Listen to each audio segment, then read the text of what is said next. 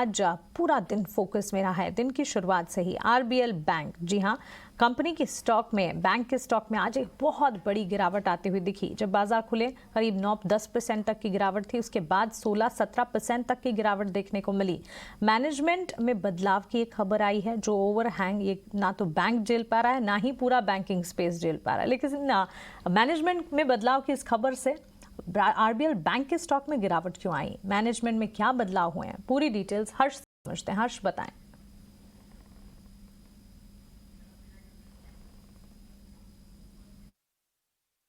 RBL bank में एक change of management.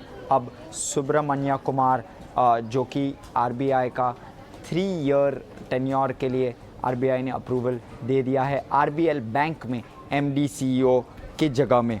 अब हम देखते हैं कि क्या हुआ है। दिसंबर 2021 में आरबीआई ने 2 चेंजेस किए। एक है कि योगेश दयाल को एक एडिशनल डायरेक्टर के दौरान अपॉइंट किया आरबीएल बैंक के बोर्ड पे, और दूसरा है कि जो फाउंडर सीईओ है मिस्टर विश्ववीर आहूजा तब के, वो मेडिकल लीव पे चले गए, जिसके वजह से थोड़ा एक नेगेटिविटी बैठ गया है स्टॉक में तब से।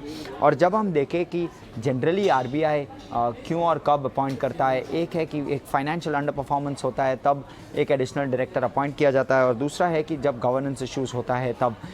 तो मार्केट में काफ़ी फियर्स वो दो प्रॉब्लम्स से, तो उसके वजह से उसके बाद एग्जीक्यूटिव डायरेक्टर राजीव आहूजा ने टेक ओवर किया as MD CEO of RBL bank.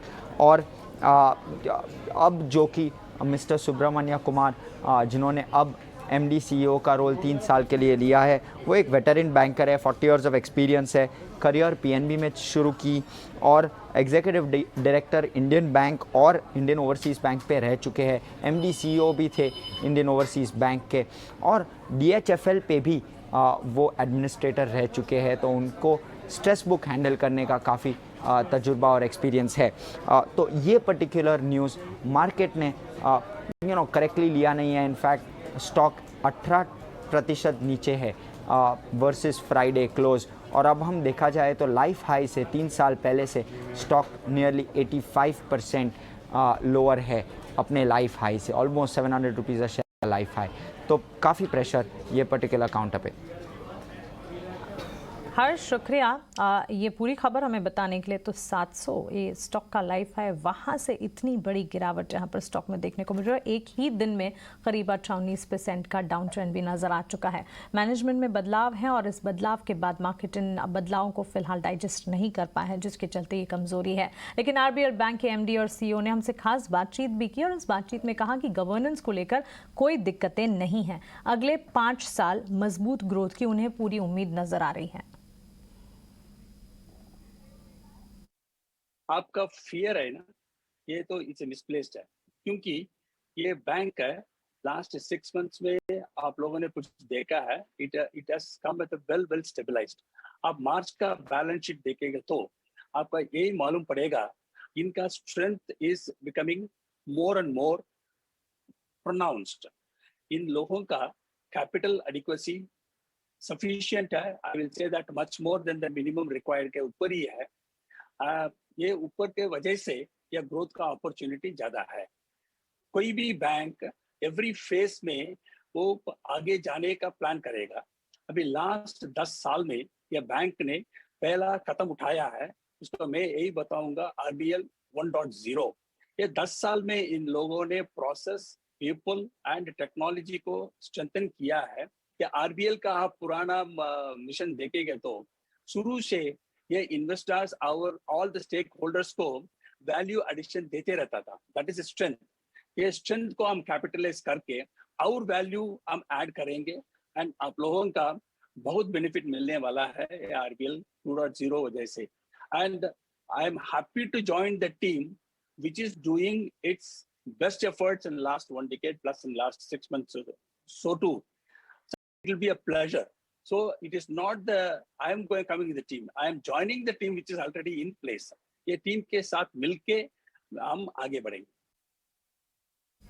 Okay, तो आरबीएल बैंक के नए एमडी और CEO Mr R Subramanya Kumar की आवाज़ आप यहाँ पर सुन रहे थे। उन्होंने सीधे तौर पर यह कहा कि फिलहाल कोई कॉर्पोरेट गवर्नेंस के इश्यूज नहीं नज़र आ रहे हैं और आगे भी ग्रोथ ट्रैजेक्टरी जो है वो काफ़ी ज़्यादा पॉजिटिव है बैंक के लिए। लेकिन चलिए एक क्विक चेक टेक्निकली भी नीरव आपसे समझना चाहेंगे, आरबीएल बैंक में जिस तरह की गिरावट नज़र आ रही है, कमज़ोरी तो वैसे स्टॉक में लगातार दिखी है, आगे आपके हिसाब से गिरावट कितनी गहरा सकती है? देखिए, स्टॉक के लिए तो जो लेवल है वो बहुत ही ज़्यादा इम्पोर्टेंट लेवल था, जो स्टॉक ने ब्रेक कर दिया है नीचे में। और इसके नीचे एक्चुअली ऑल टाइम लो पे है ये stock, so definitely gates have opened.